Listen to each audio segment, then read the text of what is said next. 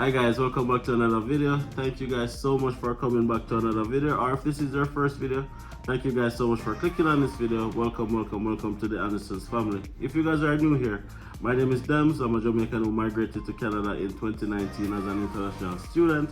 I came with my family. My wife was granted a spousal open work permit, and my 2-year-old daughter at the time was granted a visitor's record. If you can do the math, 2019 to 2023, literally only 4 years, right? So I've been in Canada now a little bit over 4 years, and of course guys, check out the channel to see my journey throughout that time. But what I'm going to be talking about this video guys is how were we able to purchase our first home within 4 years after being in Canada. If this is a content you're interested in, stick around guys, you don't want to miss it.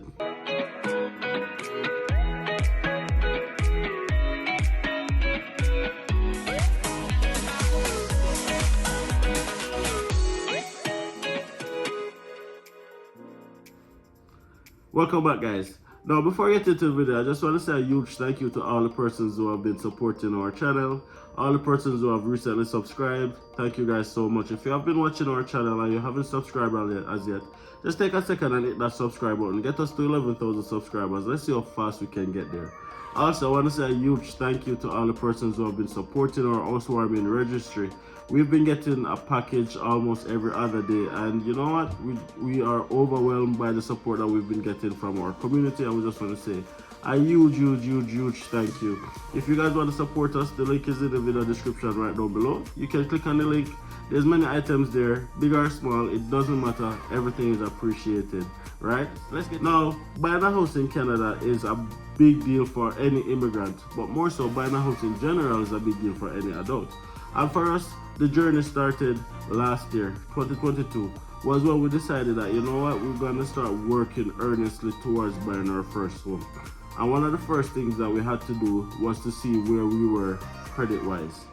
In Canada, credit score and your credit health is a big deal when it comes down to accessing anything, mortgages, line of credit, car loan, and in some cases even getting a job. At the time when we pulled our credit, we realized that, you know what, our credit was not where it was supposed to be. And that was just because we made a lot of bad decisions when we just came to Canada, because we did not have the financial guidance or anybody to point us in the right direction to let us know what to do and what not to do. So we end up learning through experience. Now, one of the first things we did when we got to Canada was to take out a car and credit. Now, at that point in time, that was the best thing for us to do because we needed a car, we had an artistic daughter, and we had no money, if you guys follow the channel. So our only option was to take out a car and credit with an exuberant payment because the length of the loan went to the duration of my study permit at the time. So I was paying something like $750 a month for a car loan at that point in time. Now, that automatically created a credit history from early in our journey. Then the other thing that we did was to get a credit card and a phone plan.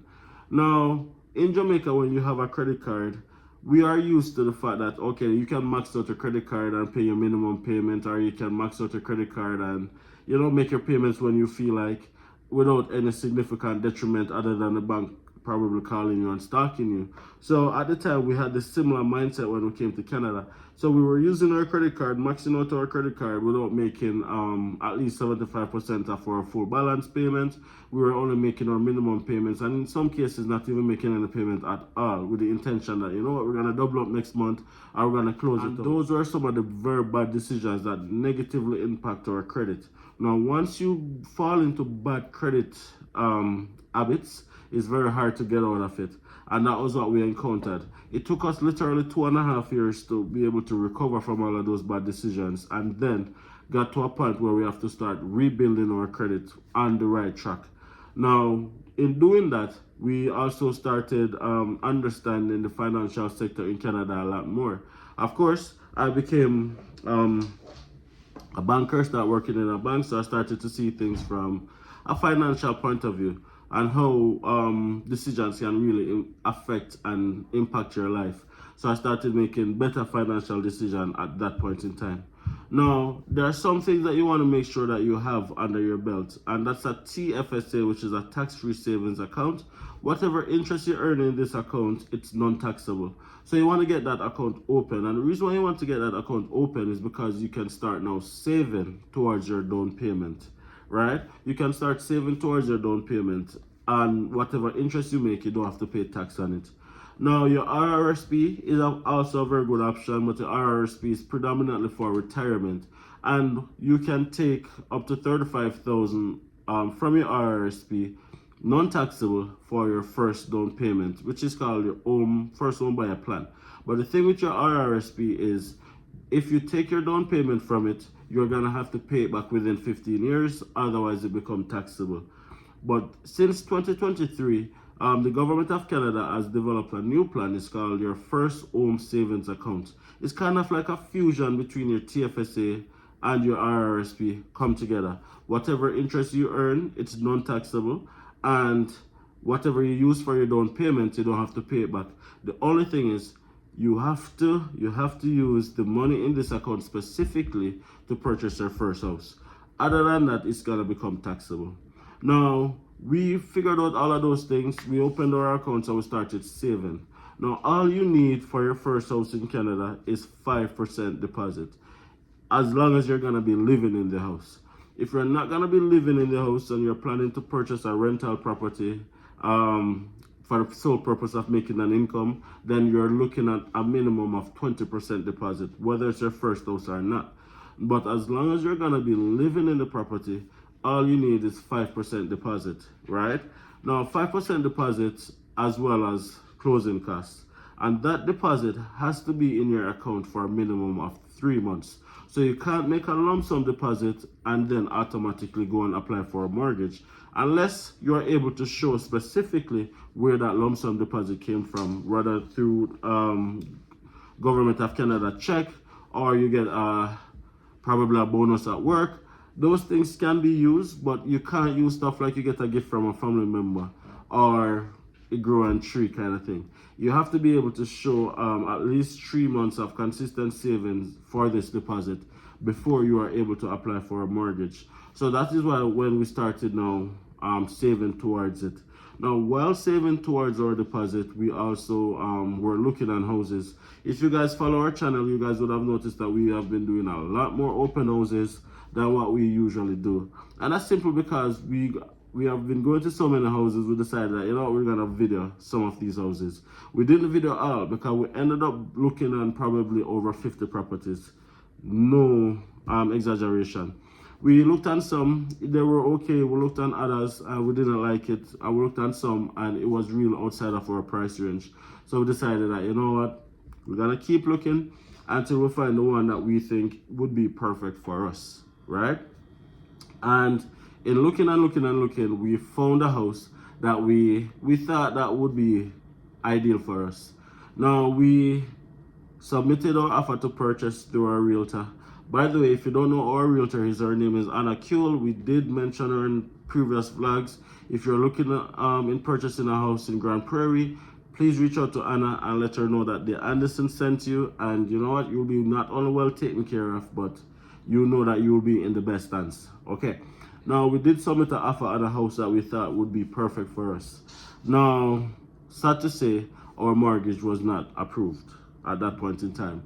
Now, when we got declined for a mortgage, I'm not gonna lie, we were very devastated. We were very disappointed because we've been working really hard to, you know, rebuild our credit and saving and all of these things. But then it got declined. It got declined because when you put 5% down on a property, right, you are automatically obliged to go into what is called default insurance. Now, default insurance is what protects the lender, right? If you put any deposit less than 20% down on a property, you have to then get default insurance. 20% or more, it then becomes optional. But because we had our 5%, we had to get default insurance. The creditor had to get it. Now, there's some companies in Canada. You have Sagent, you have CMHC, you have Canada Guarantee. All of these companies are default insurance companies. Now, when you are approved for a mortgage by a mortgage lender, being a bank or a private lender, you're still gonna need to be approved by the insurance.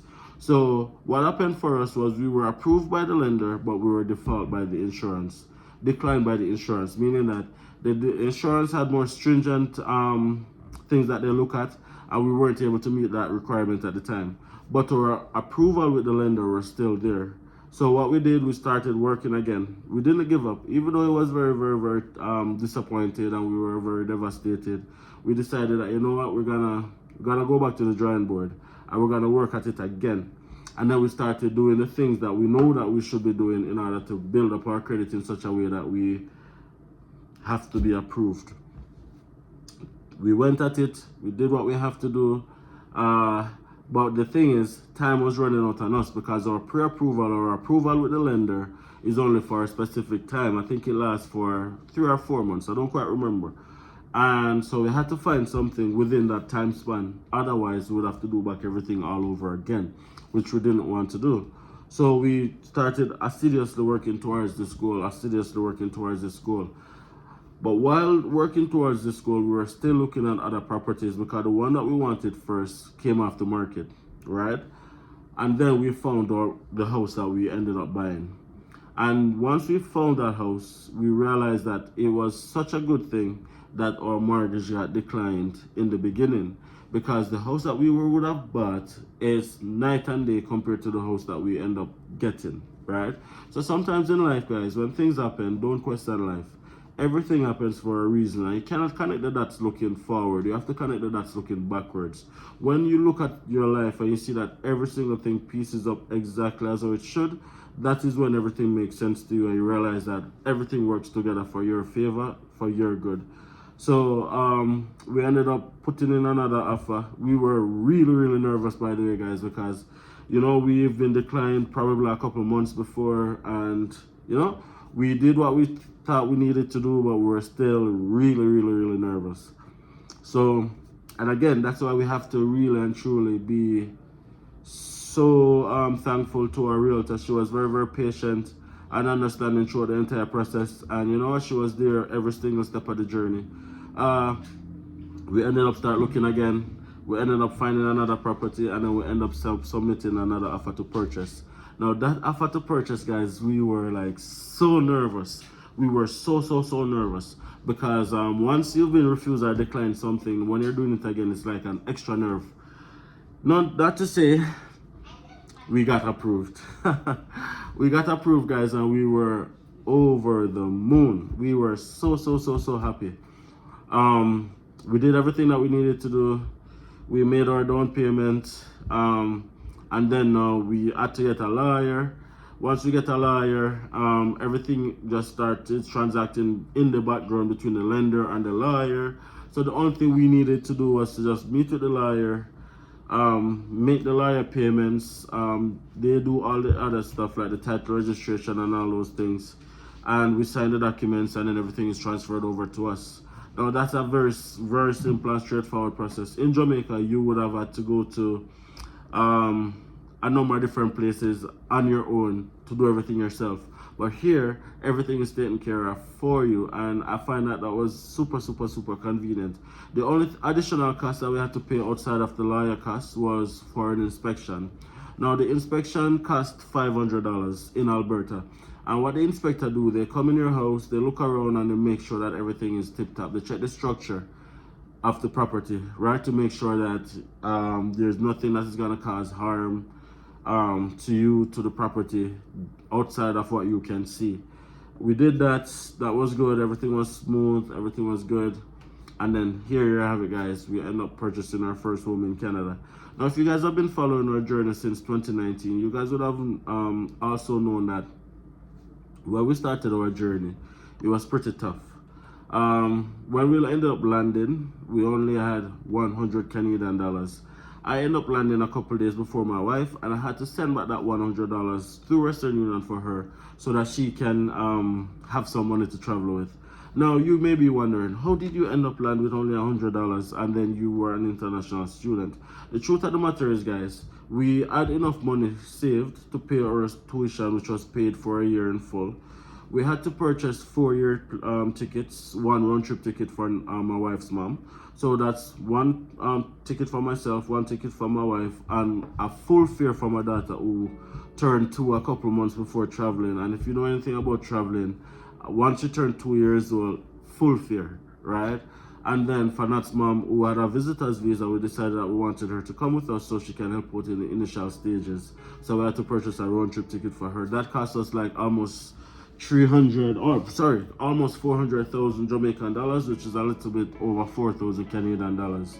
Now, for extra money or for surplus money, our plan was to sell my car that I had in Jamaica at the time to get probably an additional 10,000 Canadian dollars, which would have been used to, cushion our landing, make sure that we are, in a good place financially. But probably a week and a half before actual traveling, car was being put up for sold, all of those things. I woke up one morning and the car was stolen. So the car was stolen, so that really and truly put a significant dent in our financial plans. Because the car was stolen, we ended up getting it back, but then we had to spend some of the money we had to fix, because what they did, they dismantled all of the undercarriages and all of those things. So we had to spend a significant amount of money to get that fixed, and then we ended up having to leave that car because we couldn't get it sold within the time span. So we ended up now traveling with only 100 Canadian dollars. Tuition was paid and all of those things was done already. Now, having landed with only 100 Canadian dollars, guys, we know that we had to hit the ground running immediately. Luckily, Nat's had her sister here that owes us for the first month or two, which really and truly helped us to kind of get a grip on things. But even though we had that kind of, like, I'd say, cushion landing, we didn't really have the support. So we had to go out there and do everything on our own. Nat started working as an housekeeper 2 days after landing, and you guys know the story. If you guys are new here, guys, check out the channel and you'll see all the information about our journey. Now, landing 4 years, being a full-time student for 2 years, literally finishing school in April 2021, a little bit over 2 years ago, or 2.5 years ago. There's so many things that we've been able to accomplish that we would not have been able to accomplish in Jamaica. Now, a lot of times persons have been reaching out to me or to us and asking, does it make sense to migrate to Canada? It all depends on what you are looking for your life. What is your goal? What is your ambition? And then that will answer that question. Now, everybody's journey is different. Immigration doesn't look the same for everybody. It's like a fingerprint. Everybody has a different fingerprint. Everybody has a different immigration journey. But what I can say is that what we have been able to accomplish in 4 years, both professionally and personally, we would not have been able to accomplish the same things if we were still in Jamaica. Now, I'm 34 years old. I came to Canada when I was 29 going 30. And in 30 years, I was not able to accomplish half of what I was able to accomplish in 4 years. So put that into perspective. And again, it goes back to my point again. 99% mindset, 1% financial. It's all about the mindset that you come with. If you come with a mindset to make it, you will make it. If you come with a mindset to, flash and endorse on Instagram, then that's what you're gonna do. Now, it is important to have money. It cushions your landing and it makes your journey a lot smoother. You don't have to go through the challenges that we had to go through. However, if money or financial hardship is your order of the day, do not let that stop you. Do not let that deter you. Again, everybody's journey is different. Find support, right? Look for encouragement. Look for persons who will help you along your journey, and you too will be successful. Anyways, I just wanted to touch base with you guys. Just a quick update video.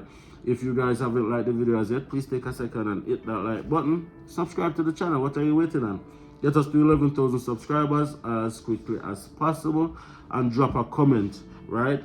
When you drop a comment on the videos, when you like the videos, it really helps with the engagement, and it allows YouTube to push the video out there a little bit more so that other persons can see the video. So if you don't have anything to say, you can comment the alphabet if you want. You can comment what country you're watching from. You can comment your favorite color. It doesn't matter. Just drop a comment and give us that engagement. All right, guys. Check out the housewarming registry. If you guys want to support us tangible, I really appreciate it. A special like and subscribe before you go. All right, guys. See you guys in the next video.